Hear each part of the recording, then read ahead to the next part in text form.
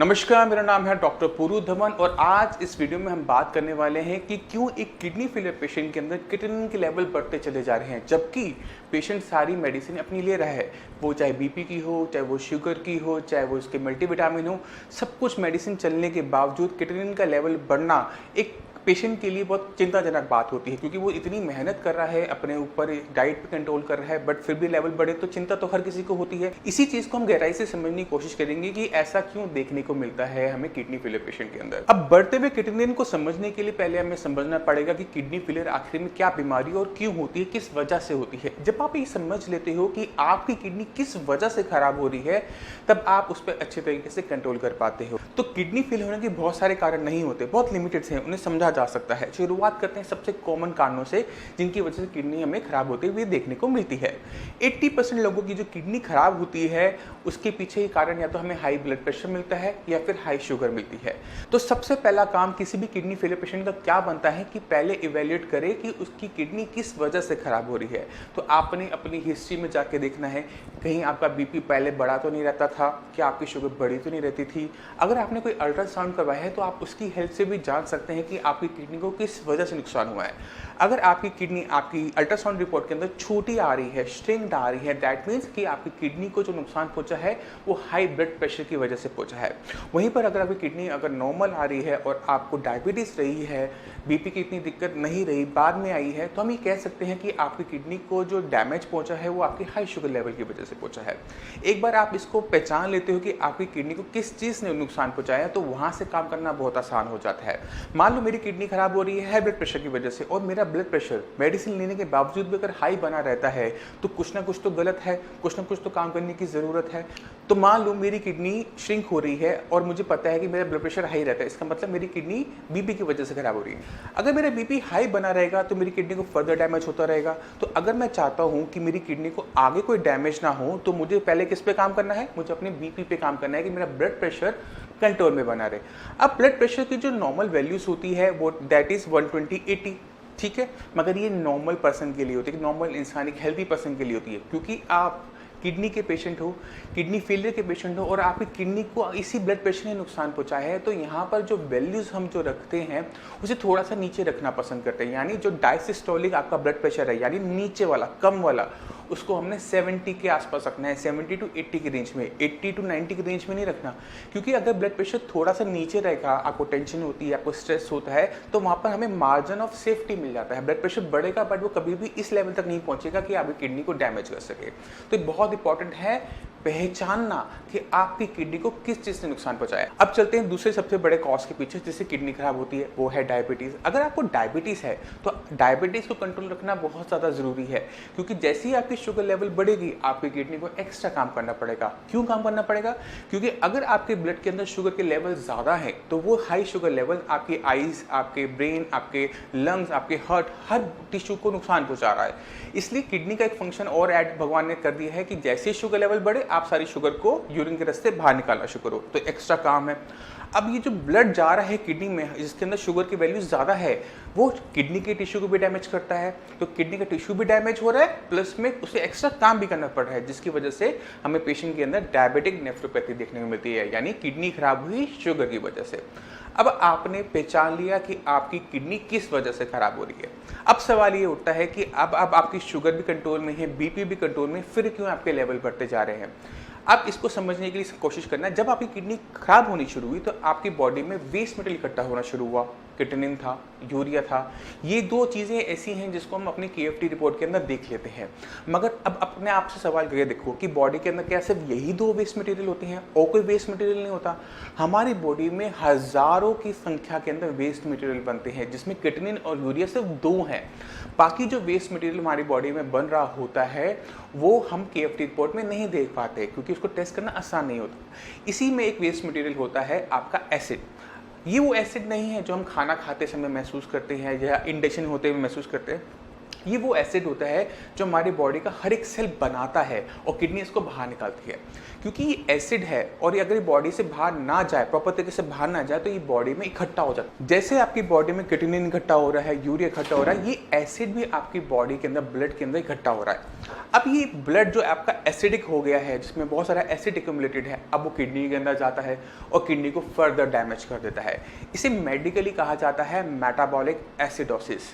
अब metabolic acidosis की वजह से क्या होता है कि अगर आपका बीपी कंट्रोल में है, शुगर कंट्रोल में है, मगर एसिड आपकी बॉडी में एक्यूमुलेटेड है, यानी आपकी बॉडी में मेटाबॉलिक एसिडोसिस हो रहा है, ये एसिडिक ब्लड आपकी किडनी को फर्दर डैमेज करता है। आप अपना टेस्ट करवा रहे हो, देख रहे हो कि बीपी कंट्रोल में है, शुगर कंट्रोल में है, बट फिर भी आपकी किडनी डैमेज हो गई।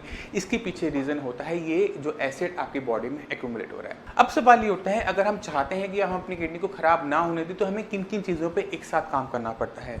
तो पहला काम ये होता है कि जिस वजह से आपकी किडनी डैमेज हो रही है उसे कंट्रोल में करो, चाहे वो बीपी है, चाहे वो शुगर है, चाहे वो कोई और कारण क्यों ना हो, पहले उसे कंट्रोल में करो।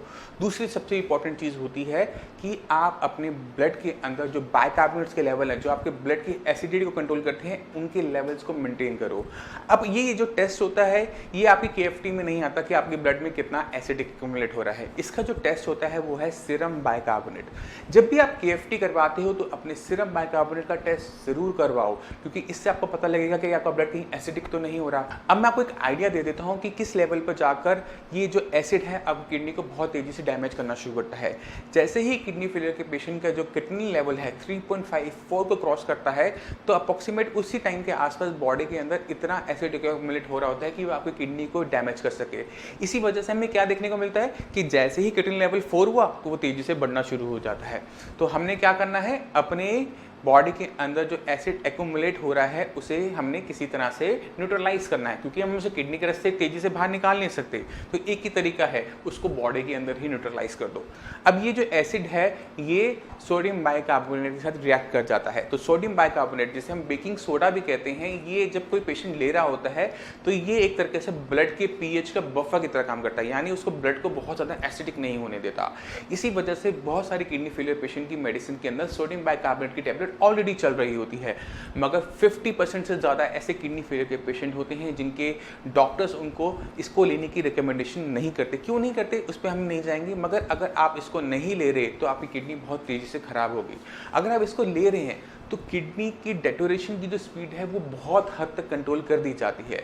इसी वजह से जितने भी साइंस इंजीनियरिंग में जो पेशेंट जुड़ते हैं किडनी फेलियर के, उनके केएफटी के साथ साथ सीरम बाइकार्बोनेट का टेस्ट हम हमेशा करवाते हैं, क्योंकि हमें इसकी इंपॉर्टेंस को पता है। एक छोटा सा टेस्ट आपकी किडनी को डेटोरेट होने से बचा सकता है। तो ये तो सवाल हुआ कि किस तरह से हम किडनी को खराब होने से बचा सकते हैं। मगर अगर आपके लेवल 4-5 के आसपास हैं तो आप ये चाहेंगे कि वो थोड़ा सा नीचे आ सके। तो इसके लिए हमें समझना पड़ेगा कि किडनी में डैमेज क्या हुआ है, किस टाइप का हुआ है। तो किडनी को इमेजिन करना स्टार्ट करो।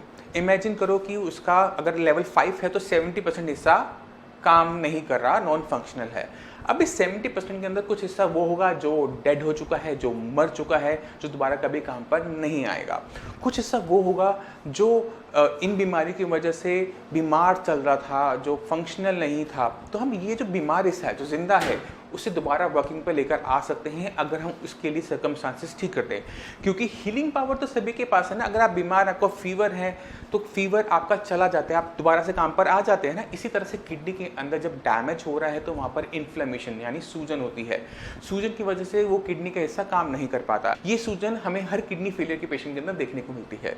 तो जैसे ही इन्फ्लेमेशन जाती है, किडनी के जो सेल्स हैं दोबारा से काम करना शुरू करते हैं। हमें फ़ायदा क्या होता है कि जैसे वो काम पर दोबारा आते हैं, हमारे जो फिल्ट्रेशन पावर है, हमारा जो GFR है, वो बढ़ना शुरू हो जाता है, यानी किडनी हमारा डाउन होना शुरू हो जाता है। तो ये बहुत इंपॉर्टेंट होता है कि जो चीज़ हमारे पास ठीक है पहले उसे प्रिजर्व करो, और जो चीज़ को हम दोबारा से काम पे लेकर आ सकते हैं उसको दोबारा काम पे लेकर आओ।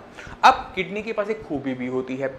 जैसे हमारा लीवर है, लीवर अगर हमारा डैमेज हो जाता है तो वो रीजनरेट कर जाता है, ये हम सब जानते हैं। मगर हमारी किडनी रीजनरेट नहीं कर सकती, मगर वो अपने फंक्शंस को बढ़ा लेती है। यानी अगर मैं आपको एग्जांपल से समझाने की कोशिश करता हूँ। मान लो कि अगर एक इंसान अपनी किडनी दूसरे इंसान को दे देता है, अब 2 किडनी में से 1 किडनी हो गई तो फिल्ट्रेशन पावर आधी हो जानी चाहिए, मगर उस पेशेंट के अंदर किडनी लेवल, यूरिया लेवल नहीं बढ़ता। अब आप खुद से सोच सकते हो कि ऐसा कैसे हो सकता है। ये तो तभी हो सकता है जब किडनी अपने फंक्शंस को बढ़ा ले। तो ये जो अपने फंक्शंस को बढ़ाने लेने की जो क्षमता है ये किडनी के पास है। अब हमने क्या करना होता है, जब कोई साइंस इंजीनियरिंग में आता है तो हमने पहले उसका बीपी कंट्रोल में किया, शुगर कंट्रोल में किया, उसके बाद उसकी बॉडी के अंदर जो एसिड बन रहा है, जो मेटाबॉलिक एसिडोसिस हो रहा है, उस पर नज़र रखी कि वो उसकी किडनी को डैमेज ना करे।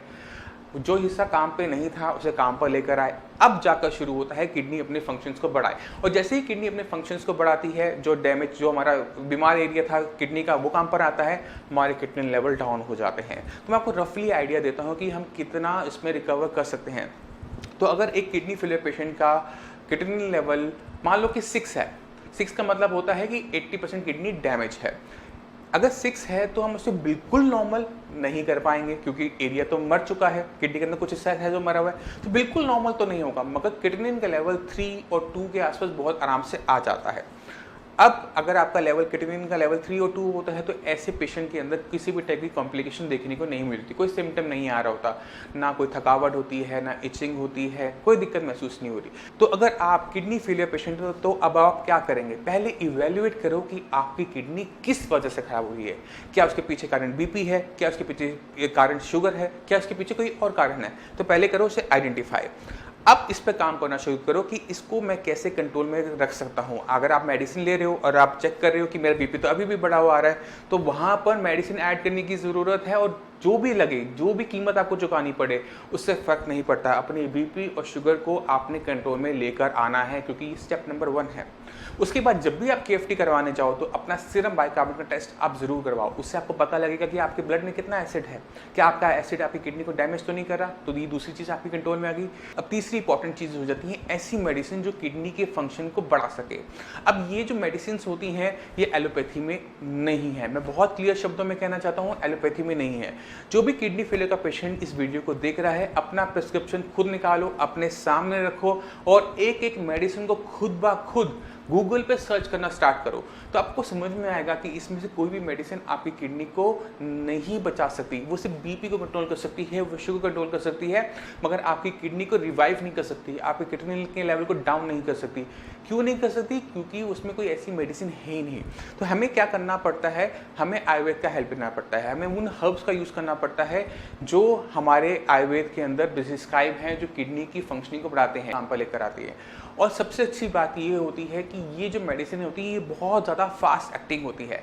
तो हमारी क्या कोशिश होती है साइंस इंजीनियरिंग में कि जब भी कोई किडनी फेलियर का पेशेंट साइंस इंजीनियरिंग से जुड़ता है तो वो मेडिसिन स्टार्ट करने वाले दिन अपना एक केएफटी ज़रूर करवाए, और उसके बाद दोबारा से 20-21 दिन बाद, 22 दिन बाद दोबारा से अपना एक बार केएफटी करवा ले। 80% किडनी फेलियर के पेशेंट के अंदर किडनी लेवल आपको डाउन मिलते हैं। क्यों मिलते हैं? क्योंकि ये 21 दिन बहुत होते हैं किडनी की फंक्शनिंग को वापस लाने में, जो उसमें जो डैमेज पार्ट है, जो बीमार पार्ट है, उसे दोबारा से काम लाने पे। जैसे ही वो आता है किडनी लेवल में 21 दिन बाद हमें कम देखने को मिलता है। 80% किडनी फेलियर पेशेंट के अंदर फर्स्ट मंथ के अंदर ही हमें किडनी के लेवल डाउन देखने को मिलते हैं, यानी जीएफआर पेशेंट का बढ़ जाता है।